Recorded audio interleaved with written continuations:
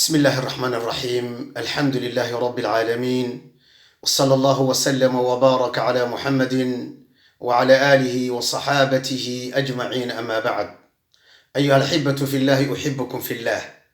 وولكن أبو طلحة إذن شعل إلهي درادي إذن شعل دون ينا إنو هوذا إذن صومريو فرين دق فرين تاسي وحي معنى هذا وحي حنبار سنتهاي أما وحي داران تهاي walaalkayga muslimka ahee Soomaaliyeedo noqo muslim Soomaali ah oo xadaarad leh, muslim u dhaga fudud ama u dhaga nugul dhakhaatiirtu fariimaha ay soo marin hayaan meelaha la soo mariyo, fariimahaas oo ku aadan cudurkan dilaaga ah ee gaal iyo muslim yar iyo weyn midna aan ka tagin arrimaha ku aadan. dhaqan la yaab labaanu leenahay inaanu is aruursanno, meelahana istaataagno, fadhiyadana iskugu imaanno, aanan u dhagan nuglaanin dhakhaatiirta iyo duwalka iyo waxa danteenna aanan u dhagan nuglaanin.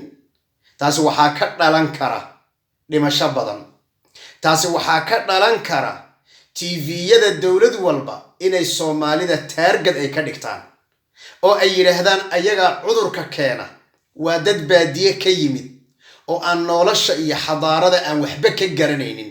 taasi kama hor imaanaysa tawakkalka cala Allah, at-tawakkul cala Allah, waayo inaad asbaabta qaadato waa wax aad iyo aad muhiim u ah.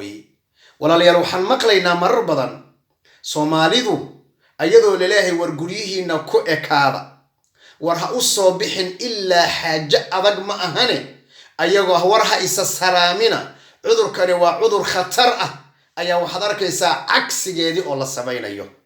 walaalayaalow, arrintaasi aan aad ugu dhagan nuglaano oo aanu dad nolosha fahamsan aanu noqonno, oo naftayadana yeenan halaagin, dadka kalena yeenan halaag u soo jeedin, muslimnimadana yaanan dhibaato u keenin iyo Soomaalinimada.